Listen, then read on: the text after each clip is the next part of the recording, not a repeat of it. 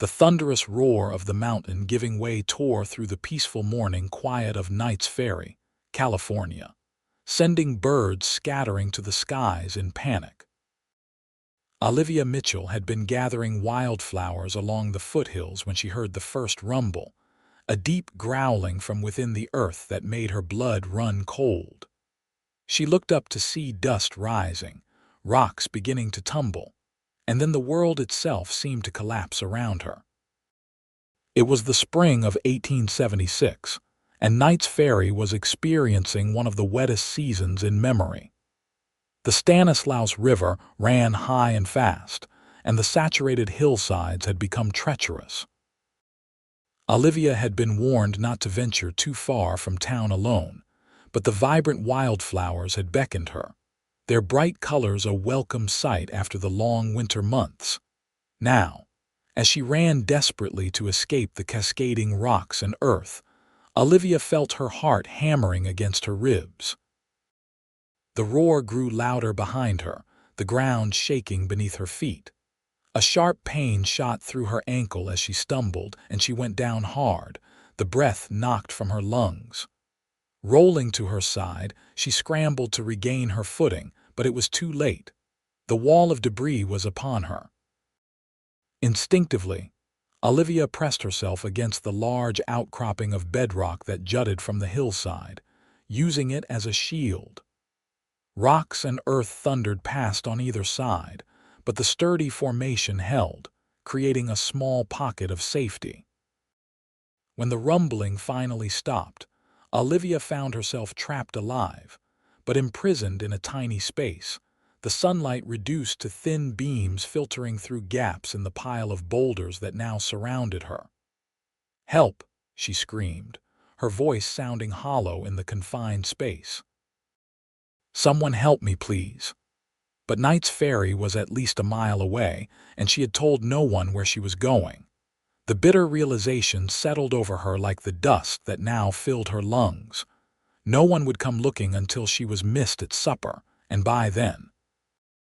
Olivia shifted, wincing at the pain in her ankle. It wasn't broken, she didn't think, but she couldn't put much weight on it. The space was barely large enough for her to sit upright, with stone walls pressing in from all sides except for a small opening above that let in light and air. She could see a patch of blue sky, mockingly peaceful after the violence of the landslide. "Stay calm," she whispered to herself, trying to slow her breathing. "Someone will come. Someone will find you." Preston Nichols had been tracking a mountain lion that had been preying on the local ranchers' livestock when he heard the landslide. From his vantage point higher up on the ridge, he had seen the dust cloud rise and felt the mountain shudder beneath him. His first thought was for the safety of anyone who might have been in the path of destruction. Preston wasn't originally from Knights Ferry. He had arrived just 6 months ago, taking work as a ranch hand at the Larson place outside town. At 32, he had already lived many lives: cowboy, bounty hunter, scout for the army, but something about the peaceful valley town had called to him, suggesting that perhaps here he might finally put down roots. Turning his horse, a sturdy Palomino named Buck, toward the site of the slide, Preston rode carefully down the ridge. The destruction was worse than he had imagined. A whole section of the hillside had given way, leaving a raw scar on the landscape. As he surveyed the damage, something caught his eye: a splash of blue fabric among the brown and gray of rock and dirt. "Hello," he called out, dismounting and tethering Buck to a sturdy pine. "Is anyone down there?" Olivia's heart leaped at the sound of a human voice. "Here. I'm trapped down here," she called back, her voice cracking with emotion. "Please help me." Preston scrambled toward the sound, sliding on loose scree until he reached the pile of boulders. "Keep talking," he instructed. "I need to figure out where you are." "I'm here," Olivia called, pressing her face toward the small opening where light filtered in. "I can see a bit of sky, but I can't move. There are rocks all around me. Peering through the gap, Preston caught a glimpse of a frightened female face, streaked with dirt and tears. "I see you, madam." "Are you hurt?" "My ankle," she replied. "I twisted it when I fell, but I think I'm all right otherwise, just trapped." Preston assessed the situation quickly. The woman was pinned in a small cavity created by the large bedrock outcropping but surrounded by boulders that had fallen around it. Some were the size of buckboards, others no larger than loaves of bread, but all were precariously balanced against one another. "I'm going to get you out," he promised, already mentally calculating how to remove the rocks without causing another collapse. "My name's Preston Nichols." "Olivia Mitchell," she responded, relief flooding her voice. "I didn't think anyone would find me." "Well, Miss Mitchell, it's your lucky day," Preston said, forcing a cheerfulness he didn't entirely feel. The task ahead was daunting. "I'm going to have to move these rocks one by one. It might take a while, but I need you to stay calm in there." "I'll try," she whispered, though the thought of remaining in her stone prison while this stranger, this Preston Nichols, worked to free her was terrifying. Preston removed his leather gloves from where they were tucked into his belt and pulled them on. Then he removed his jacket, rolled up his sleeves, and began the arduous task of dismantling the wall of rock that imprisoned Olivia. The first few stones came away easily enough, but as he worked deeper, the challenge grew. Each rock had to be carefully evaluated which ones were supporting others, which could be safely removed without bringing the whole pile down on Olivia's head. It was slow, painstaking work under the hot California sun. "Tell me about yourself, Miss Mitchell," Preston called as he worked, partly to keep her calm and partly to distract himself from the growing ache in his muscles. "There's not much to tell," Olivia replied, her voice sounding steadier now. "I live with my father in Knights Ferry. He owns the mercantile there. Mitchell's Goods. I've been in there a few times." Preston grunted as he leveraged a particularly stubborn boulder. "Good store. Thank you. My mother died when I was young, so it's just been Pa and me for a long time." She paused. "What about you, Mr. Nichols? I don't believe I've seen you in town." "I work at the Larson Ranch," he explained, pausing to wipe sweat from his brow. "Don't make it to town much except for supplies or the occasional visit to the saloon." "I see," Olivia said, and Preston could hear the judgment in her voice. Another rough cowboy who spent his wages on whiskey and cards. "Not like that," he said quickly. "I go for the company, not the liquor. A man gets lonely living out on the range." Olivia didn't respond to that, and Preston returned to his work. The sun climbed higher in the sky, beating down mercilessly. After what felt like hours, he had cleared enough rocks to see more of Olivia. She was a young woman, perhaps in her mid-20s, with chestnut hair now tangled and filled with dust. Her blue dress was torn at the hem, and he could see that her right ankle was swollen. "How are you holding up?" he asked, pausing to offer her his canteen through the widened opening.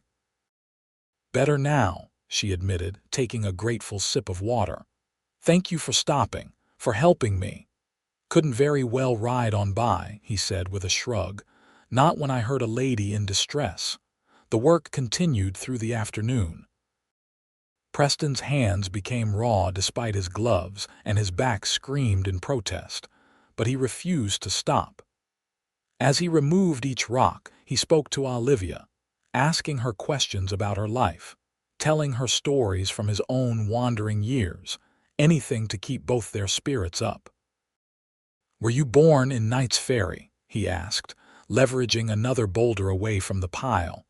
"No, we came here when I was 12, Olivia explained. Pa thought there would be good opportunities with the gold miners and the farmers needing supplies. He was right, the store has done well." "And you? Do you like it here?" Olivia considered the question. "I do. It's beautiful country, but sometimes I wonder what else is out there. I've never been farther than Sacramento." Preston smiled to himself. There's a lot out there, Miss Mitchell. Some of it grand, some of it best avoided. You've seen a lot of it, I gather. More than my share, I reckon. He paused, considering. I was born in Missouri. Left home at 16, worked cattle drives in Texas, prospected in Colorado, scouted for the Army in Arizona Territory. Been moving ever since. Until Knights Ferry, Olivia noted. What made you stop here? Preston wasn't entirely sure himself. Something about the valley, the way the light hits the hills at sunset, felt like a place a man could breathe easy. As the afternoon wore on, the opening grew larger. Preston could now see Olivia clearly, though she was still pinned by several large boulders that pressed against the lower half of her body. She wasn't crushed, the sturdy outcropping had created a protective pocket, but she couldn't move until more rocks were cleared. You're doing amazingly well, Preston encouraged her. Just a few more big ones to go. Olivia nodded, but he could see fatigue and fear etched on her face. The sun was beginning to sink toward the western horizon, casting long shadows across the ravaged hillside. Mr. Nichols, she said hesitantly, what if you can't get me out before dark? Preston had been considering this problem. I'll keep working as long as there's light, he assured her. And if night falls before you're free, I'll make a fire and keep right on working. I'm not leaving you here, Miss Mitchell. The sincerity in his voice brought tears to Olivia's eyes. Thank you, she whispered. With renewed determination, Preston attacked the remaining boulders. His muscles burned with exertion, and sweat soaked through his shirt despite the cooling evening air, but he refused to slow down. Finally, as the sky turned to deep purple in the east, he moved the last large rock that had been pinning Olivia's legs. Can you move? He asked anxiously. Olivia shifted cautiously, wincing as she tried to put weight on her injured ankle. Yes, but I don't think I can walk. You won't have to, Preston assured her, reaching into the cavity. Take my hands. Olivia grasped his outstretched hands, noticing how strong they felt despite the hours of punishing labor. With a gentle but firm pull, Preston helped her emerge from her stone prison into the twilight air. The sensation of open space around her was overwhelming after hours of confinement. Olivia swayed slightly, and Preston steadied her with a hand at her waist. Easy now, he murmured. You're safe. Olivia looked up at her rescuer properly for the first time. Preston Nichols was tall and broad-shouldered, with sun-bronzed skin and eyes the color of the summer sky. A day's growth of beard shadowed his jaw, and his dark hair was damp with sweat. He looked exhausted but relieved.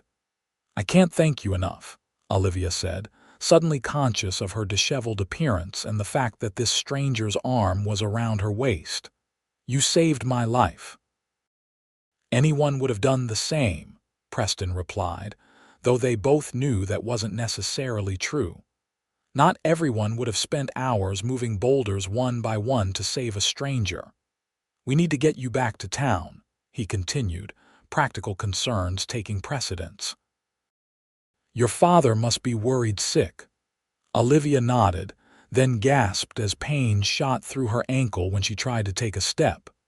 That's not going to work, Preston observed. Without hesitation, he swept her up into his arms. Despite his evident fatigue, he carried her easily to where Buck waited patiently. I'm going to put you up on Buck, he explained. He's steady as they come. I'll lead him back to town. You can't walk all that way, Olivia protested. Not after all you've done. We should both ride. Preston looked as though he might argue, but then nodded. All right, but I'll sit behind you to make sure you don't fall if you get lightheaded. He helped her onto the saddle, then mounted behind her, reaching around her to take the reins. Olivia was acutely aware of his presence, the solid chest at her back, the arms that encircled her without touching her, the scent of sweat and leather, and something uniquely male. As they started the slow journey back to Knights Ferry, the first stars appeared in the darkening sky. Olivia felt oddly safe despite the pain in her ankle and the lingering terror of her ordeal. There was something about Preston Nichols that inspired confidence, a steadiness that went beyond physical strength. "My father will want to reward you," she said, after they had ridden in silence for a while. She felt rather than saw Preston shake his head. "That's not necessary, Miss Mitchell. Please call me Olivia," she said. "After today, I think we can dispense with formalities." "Olivia," he repeated, and she liked the way her name sounded in his deep voice. "And I'm Preston. But my friends call me Prees." "Are we friends then, Prees?" she asked, surprising herself with her boldness. He chuckled, the sound rumbling through his chest against her back. "I'd like to think so. I don't make a habit of moving mountains for just anyone." Olivia smiled in the darkness. "No, I don't imagine you do." The lights of Knights Ferry appeared in the distance, a welcome sight after the harrowing day. As they approached the main street, a figure ran toward them, lantern held high. "Olivia. Oh, thank God." Samuel Mitchell's voice cracked with emotion as he recognized his daughter in the dim light. "Pa," Olivia called back, relief flooding through her. "I'm all right. Mr. Nichols found me." Samuel Mitchell was a stocky man in his 50s, his once dark hair now liberally streaked with gray. He reached up to help his daughter down from the horse, his hands trembling. "What happened? When you didn't come home for supper, I started asking around town. No one had seen you since morning." "There was a landslide, Pa," Olivia explained as Preston dismounted. "I was trapped." "If Mr. Nichols hadn't come along." Samuel turned to Preston, extending his hand. "I don't know how to thank you, sir." Preston accepted the handshake. "No thanks necessary, Mr. Mitchell. Just glad I was in the right place." "Nonsense. You must come to the house. You look dead on your feet, and I insist you let us feed you and give you a proper bed for the night." Preston looked as though he might decline, but Olivia caught his eye. "Please," she said softly. "It's the least we can do." After a moment's hesitation, Preston nodded. "That's mighty kind of you, Mr. Mitchell. I accept." The Mitchell home was attached to the back of the mercantile, a comfortable two-story structure with a wide porch. Samuel helped Olivia inside, Preston following with her weight partially supported on his arm. Mrs. Thornton, the widow who helped with the housekeeping, exclaimed in horror at Olivia's appearance and immediately bustled about preparing hot water for a bath and gathering bandages for her ankle. "You sit right there, Mr. Nichols," Samuel instructed, pointing to a chair at the kitchen table. "Mrs. Thornton will see to Olivia, and I'll get you something to eat. You look like you fought a war today." "Feels that way, sir," Preston admitted, sinking gratefully into the offered chair. While Olivia was helped upstairs to clean up, Samuel served Preston a hearty meal of beef stew and fresh bread, along with strong coffee. As Preston ate, he recounted the events of the day, describing how he had found Olivia and the hours spent freeing her from her rocky prison. "She's all I have, you know," Samuel said quietly when Preston had finished his tale. "Her mother died of influenza when Olivia was just 10.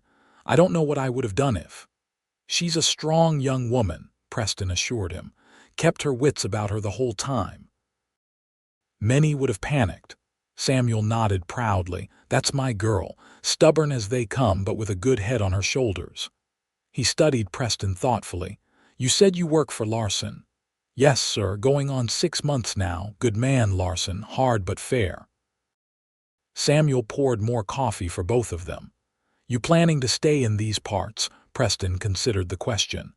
"I think I might. Been moving around most of my life. Knights Ferry feels different somehow." Samuel seemed pleased with this answer, though Preston couldn't quite understand why. A short time later, Mrs. Thornton came downstairs to report that Olivia was bathed and bandaged, her ankle tightly wrapped. Dr. Wilson says it's just a sprain, she announced. She's to stay off it for a few days, but it should heal clean. When did the doctor come? Samuel asked, surprised.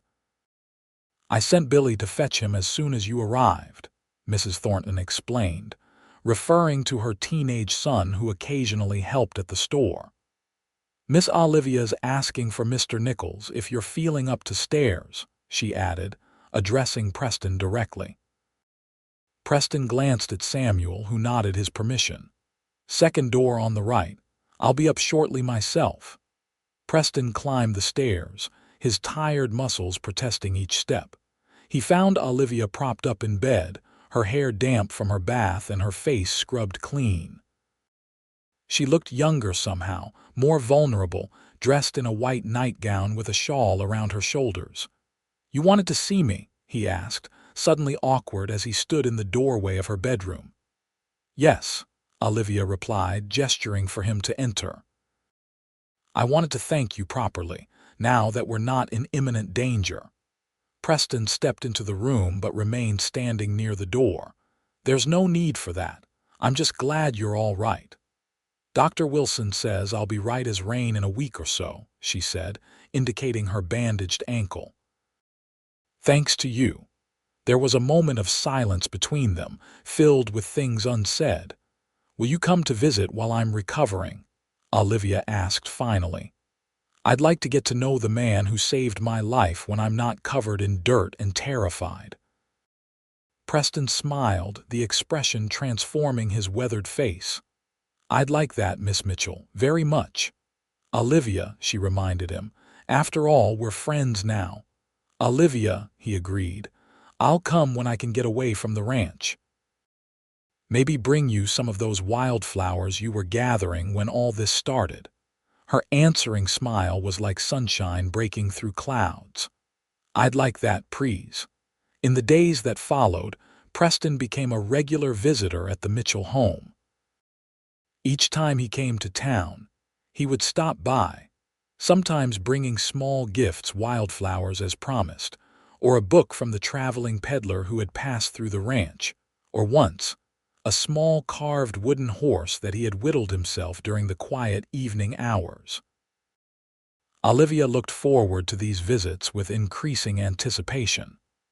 As her ankle healed and she was able to move about more freely, she would sit with Preston on the porch, talking for hours about everything and nothing. She learned that he had lost both parents young and had been raised by an uncle who had little interest in children. She told him about her dreams of perhaps someday traveling to San Francisco or even farther afield. "I've never seen the ocean," she confessed one warm afternoon in late May, nearly a month after the landslide. "Can you imagine that? 26 years old and never once seen the ocean." "It's something to behold," Preston agreed, leaning back in his chair. "First time I saw it was down in Southern California. Rode right up to the water's edge and just sat there for hours watching the waves come in. Made me feel small in the best kind of way." "Will you take me someday?" Olivia asked impulsively, then blushed at her own boldness. Preston looked at her thoughtfully. "I might at that," he said, a new warmth in his voice. Samuel Mitchell observed this growing friendship with a mixture of gratitude and caution. He owed Preston Nichols his daughter's life, but he was also a father watching his only child develop feelings for a man he barely knew, a cowboy with a wandering past. "What are your intentions toward my daughter, Mr. Nichols?" he asked bluntly one evening when Preston had stopped by the store as Olivia was closing up. Preston met the older man's gaze steadily. "Honorable one, sir. I enjoy her company greatly. She's different from any woman I've known." "She's educated," Samuel pointed out. "Reads books. Has refined tastes. Not exactly the type to be happy living on a ranch miles from town." "I'm aware of that," Preston acknowledged. "I wouldn't ask her to give up the life she loves, but I would like your permission to court her properly, if she's willing." Samuel studied him for a long moment. "You saved her life. For that, I'm eternally in your debt, but that doesn't automatically entitle you to her hand." "I would never presume so," Preston assured him. "All I'm asking for is the chance to see if what's growing between us is real." After a thoughtful pause, Samuel nodded. "Very well. You have my permission to call on her.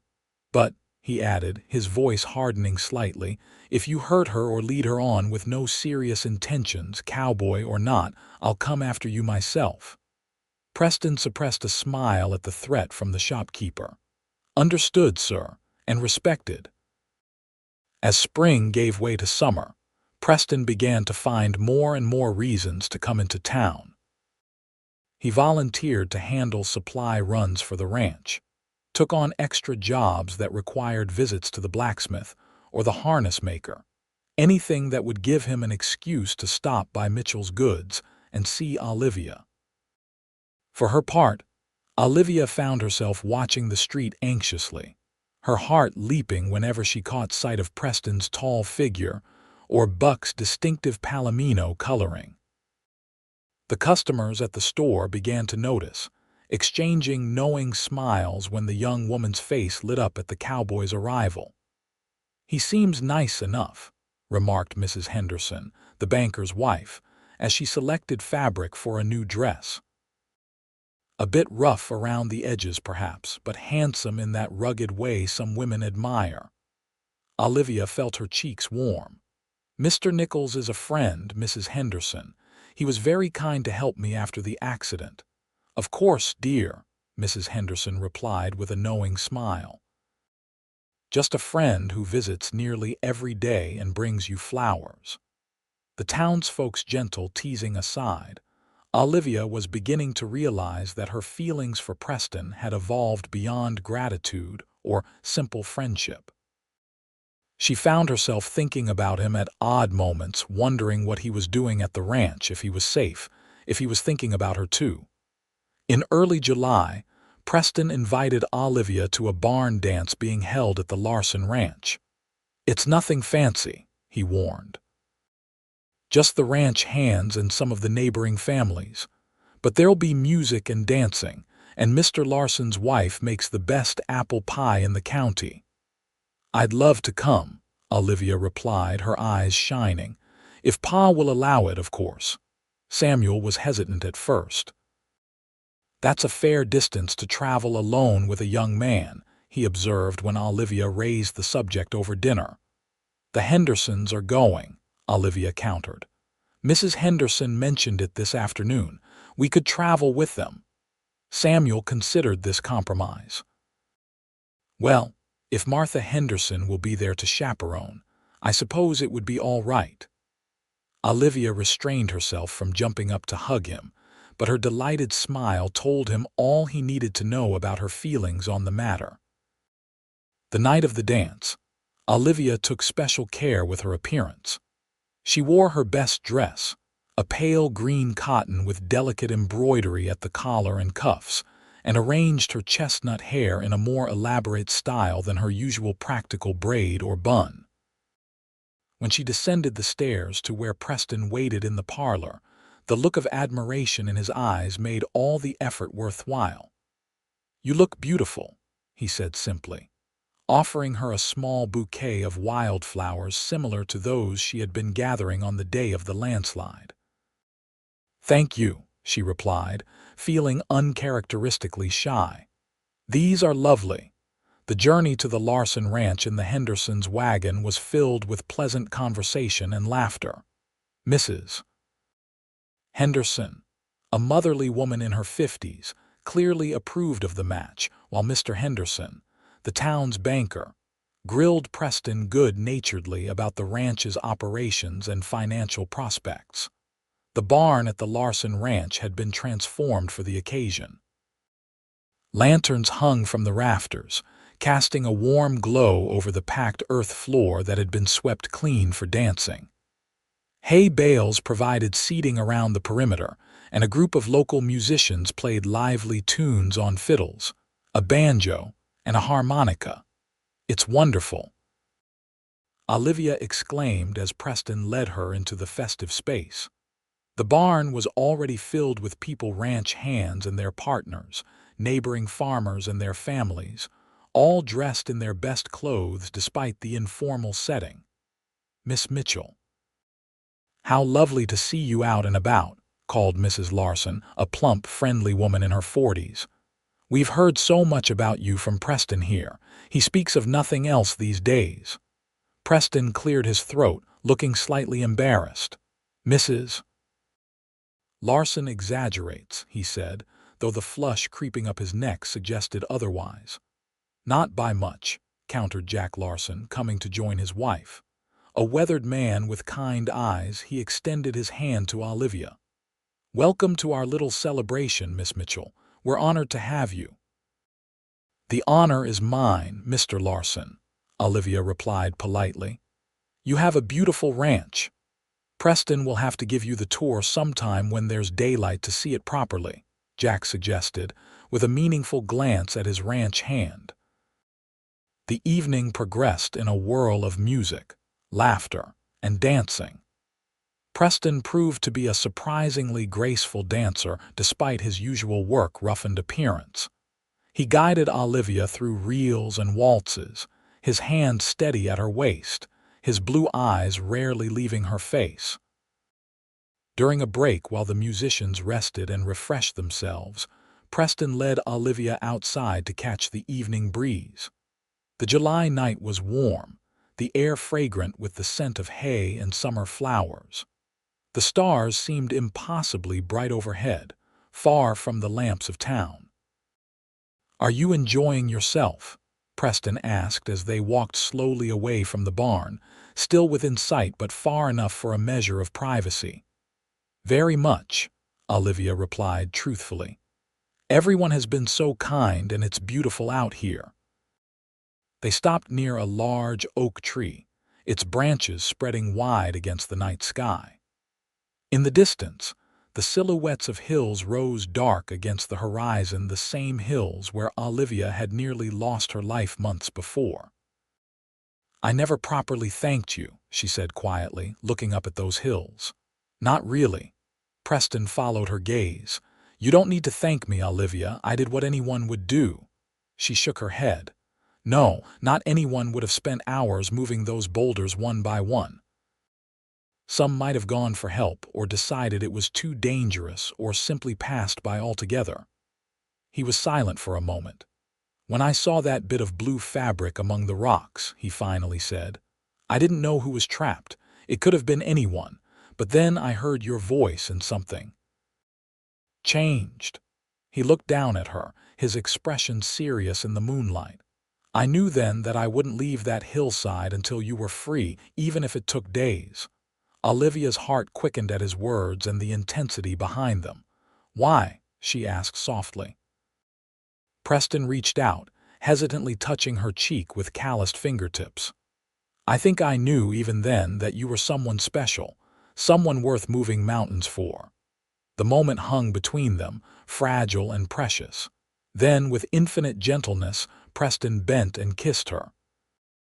It was a soft kiss, questioning rather than demanding, and Olivia responded with a tentative sweetness that made his heart turn over in his chest. When they broke apart, Preston rested his forehead against hers.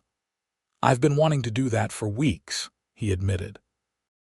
"I've been hoping you would," Olivia confessed, a smile in her voice. They might have stayed there longer, but the music started up again, calling them back to the celebration. As they walked back to the barn, Preston took Olivia's hand in his, their fingers intertwining naturally. "Mrs. Henderson," ever the vigilant chaperone, raised an eyebrow at their clasped hands but said nothing. The remainder of the evening passed in a happy blur for Olivia, who felt as though she were floating rather than dancing, buoyed by the new understanding between her and Preston. When it came time to leave, Preston helped her into the Henderson wagon, his hand lingering on hers. "May I call on you tomorrow?" he asked. "I'd be disappointed if you didn't," Olivia replied. The ride back to town was quiet, Olivia lost in her thoughts about the evening and the kiss under the oak tree. Mrs. Henderson tactfully refrained from commenting directly, though she did observe that Mr. Nichols seems very devoted. Yes, Olivia agreed simply. He does. Over the weeks that followed, Preston and Olivia's courtship blossomed. They went on picnics by the Stanislaus River, attended church together on Sundays, and spent countless evenings on the Mitchells' porch talking as the sun set over the valley. Sometimes Samuel would join them, but more often he found reasons to remain inside, giving them the privacy to grow closer. Preston began to confide in Olivia about his hopes for the future. "Larson's offered to sell me a parcel of land," he told her one evening in early August. "It's good grazing land with a creek running through it. There's a spot that would be perfect for a house with a view of the whole valley." "Your own ranch," Olivia said, hearing the excitement in his voice. "That's wonderful, Pries." "It's a start," he agreed. "Small to begin with, but a man could build something there, something lasting." Olivia heard the question beneath his words. "It sounds perfect," she said softly. Preston took her hand, his expression serious. "It would be with the right person beside me." Before Olivia could respond, they were interrupted by Samuel calling from inside that it was getting late. The moment passed, but Olivia felt the weight of the unspoken question lingering between them. A few days later, disaster struck the valley. A fire started on one of the eastern ranches, whipped by strong winds into a raging inferno that threatened to consume everything in its path. The men of Knights Ferry and the surrounding ranches formed a makeshift fire brigade, desperately trying to create fire breaks and save homes and livestock. Olivia paced anxiously in the mercantile, which had become a gathering point for the women of the town. Preston had ridden out with the other ranch hands as soon as news of the fire reached them, and there had been no word for hours. "The Pearson place is gone," reported Mrs. Thornton grimly as she entered the store. "And they say the fire's jumped the east road.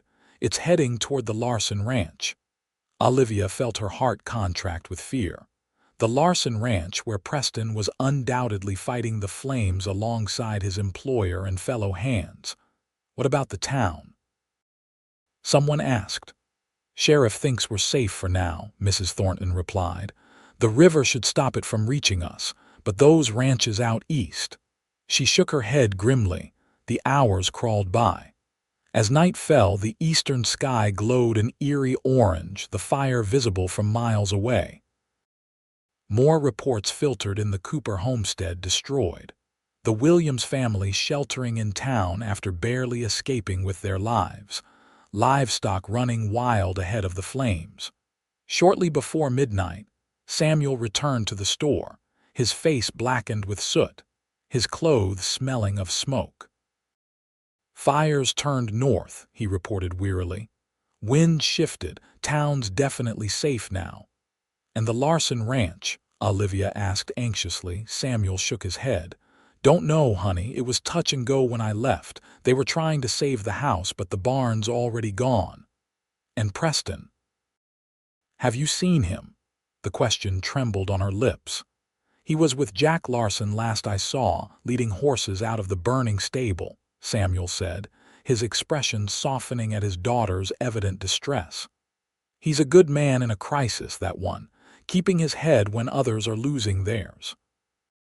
This was small comfort to Olivia, who spent a sleepless night imagining Preston surrounded by flames, or worse, already fallen to the fire's fury. By morning, more news had reached town. The fire was largely contained, though still burning in some areas. The Larson house had been saved, though many outbuildings were lost, and the casualties had begun to be counted.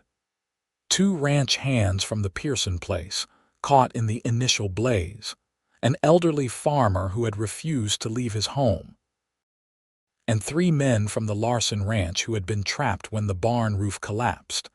Olivia felt as though her heart had stopped beating when she heard this last piece of news. "Who?" she demanded of the messenger, a young boy who had ridden in from the fire line. "Which men from Larson's?" The boy shook his head. "Don't know their names, madam.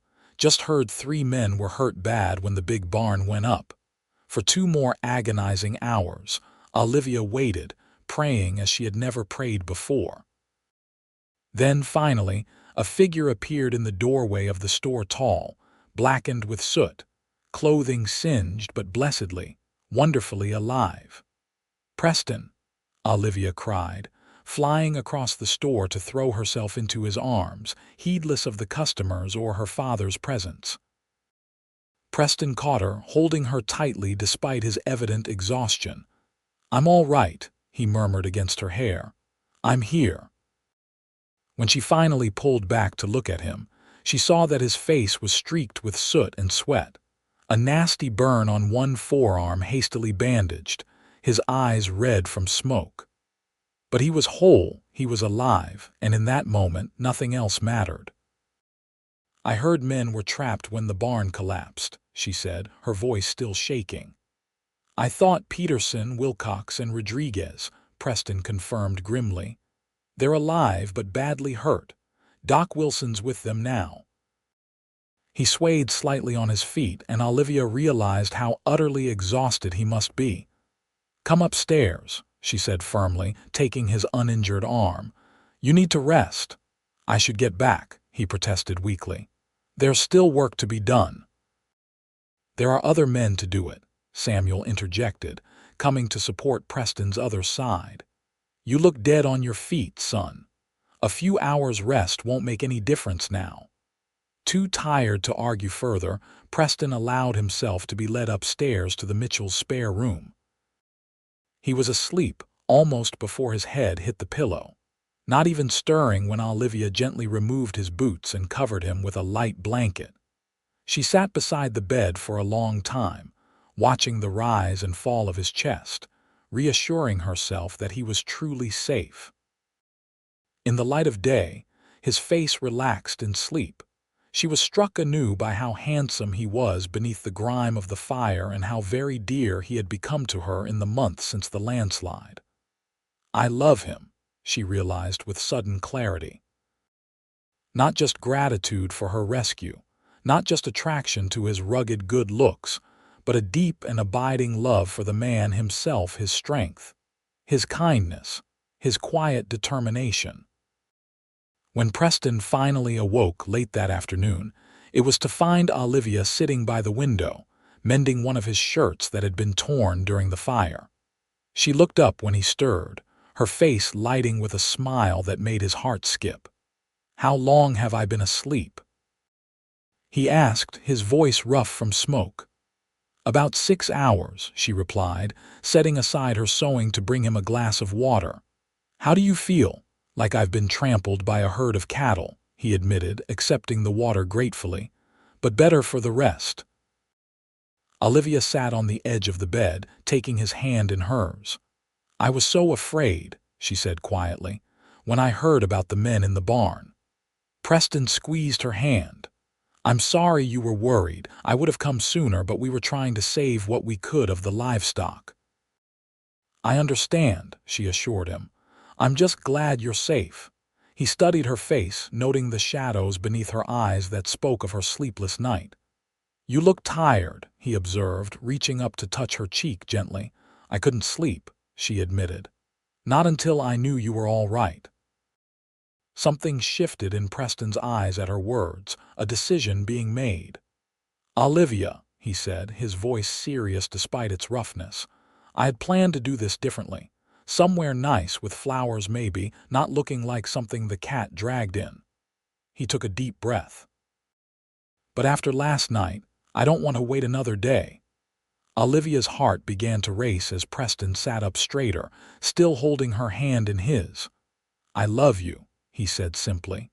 "I think I've loved you since I first heard your voice calling from beneath those rocks. You're the bravest, most beautiful woman I've ever known, and if you'll have me, I want to spend the rest of my life with you." Tears filled Olivia's eyes, but they were tears of joy. "I love you too," she whispered. "So very much." Preston smiled, the expression transforming his tired, smoke-stained face. "Then, Olivia Mitchell, will you marry me? Will you help me build that ranch I told you about, make a home there with me?" "Yes," Olivia replied without hesitation. "Yes, I will." With gentle reverence, Preston kissed her, sealing their promise to one another. The news of their engagement spread quickly through Knights Ferry.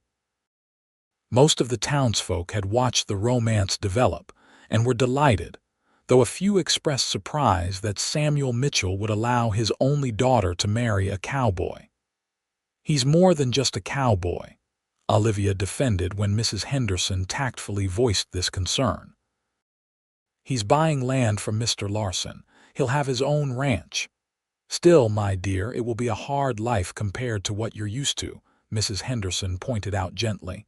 "No close neighbors, none of the comforts of town." "I don't need those things," Olivia insisted. "I need him." Samuel, for his part, gave the couple his blessing without reservation.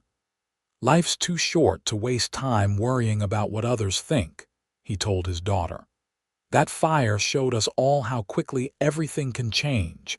If you love him, and I can see that you do, then that's what matters." The wedding was set for October, when the heat of summer would have passed and before the winter rains began. In the meantime, Preston worked double shifts at the Larson Ranch, helping to rebuild what had been lost in the fire while also beginning construction on his own small house on the land he had purchased. Olivia divided her time between helping at the store and preparing for married life. She sewed curtains for their future home, collected necessary household items, and learned all she could from Mrs. Thornton about managing a ranch household. "It's different from town living," the older woman advised. "You'll need to plan further ahead, store more supplies. Winters can isolate you if the roads get bad." Olivia listened and learned, determined to be a good partner to Preston in their new life together. Sometimes she would ride out to the new property with her father or Mrs.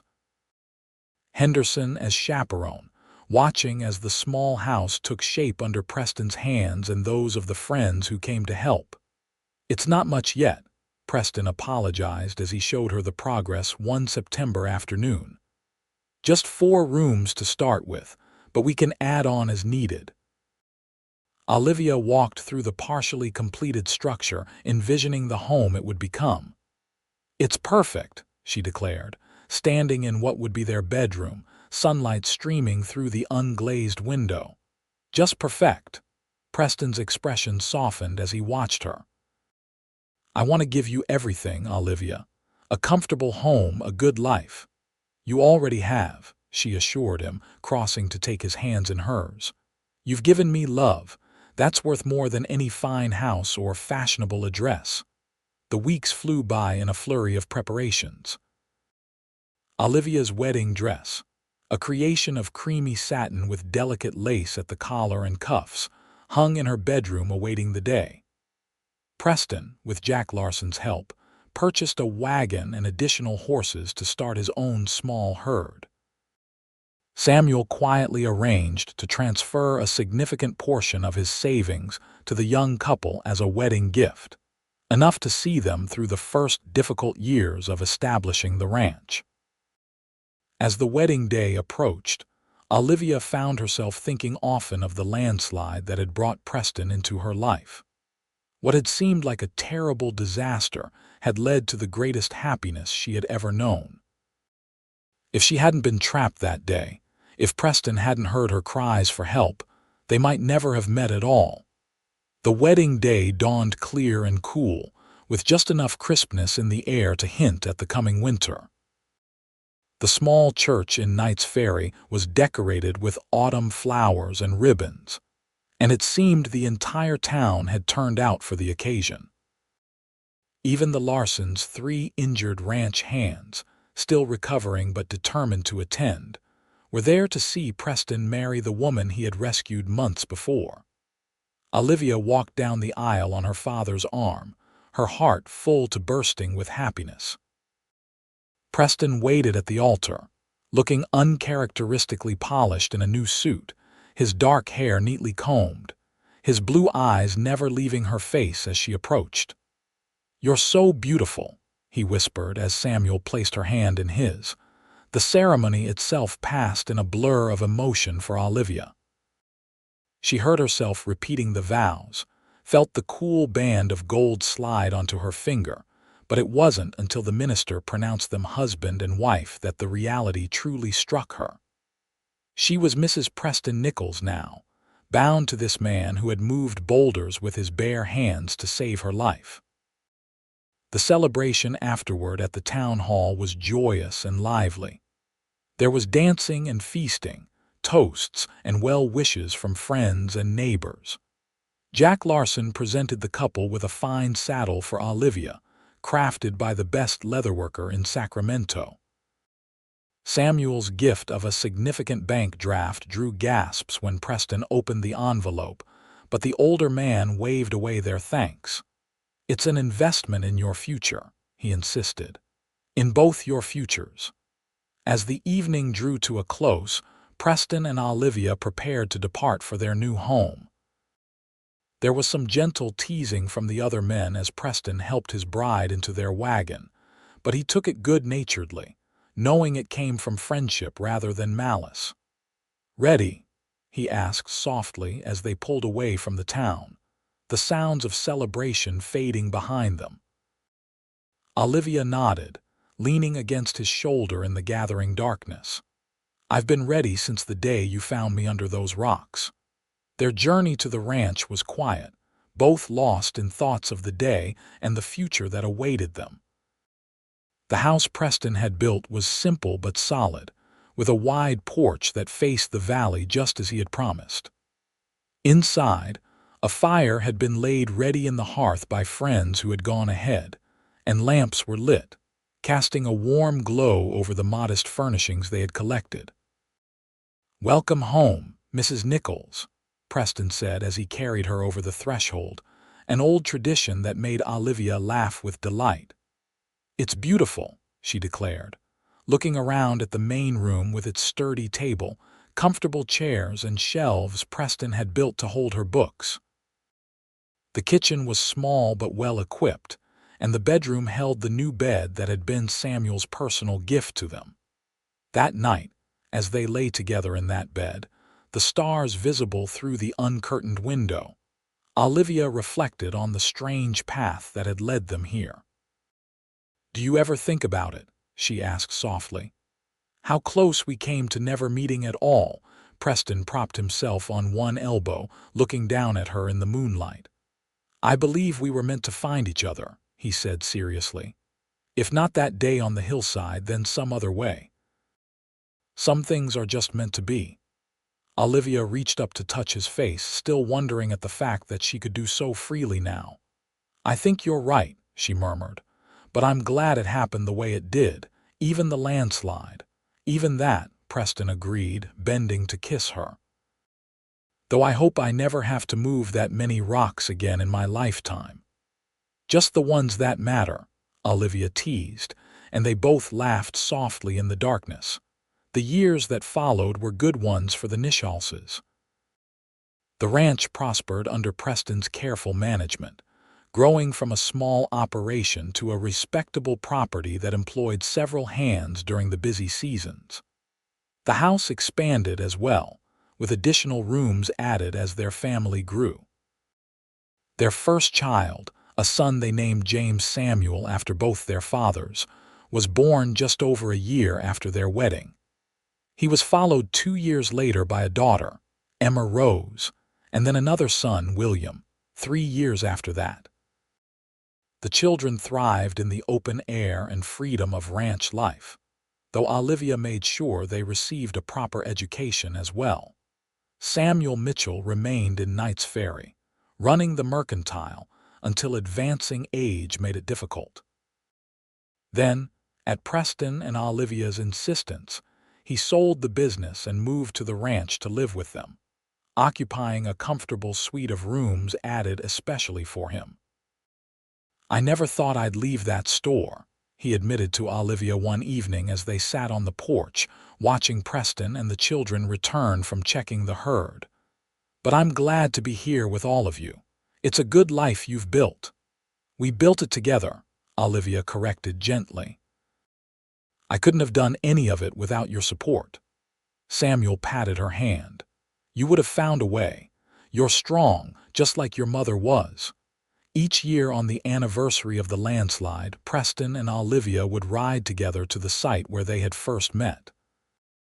The scars on the landscape had healed over time, new growth covering the raw earth, but they never forgot the significance of the place. "It still amazes me," Olivia said on one such anniversary, their 10th, as they sat beneath the same oak tree where they had shared their first kiss at the Larsons' barn dance. "All those rocks, and you moved them one by one." Preston, his face now bearing the lines of a man approaching his mid-40s but still handsome, smiled at the memory. "I would have moved the whole mountain if that's what it took." "I believe you would have," Olivia agreed, leaning against his shoulder. At 36, she was still beautiful, though childbearing and ranch life had added curves to her once slender frame and a few strands of silver to her chestnut hair. "It was worth every boulder," Preston said, putting his arm around her. "Every blister, every aching muscle. To have you, to have our children, this life we've built, I'd do it all again in a heartbeat." Olivia tilted her face up to his. "So would I," she whispered. "Every moment."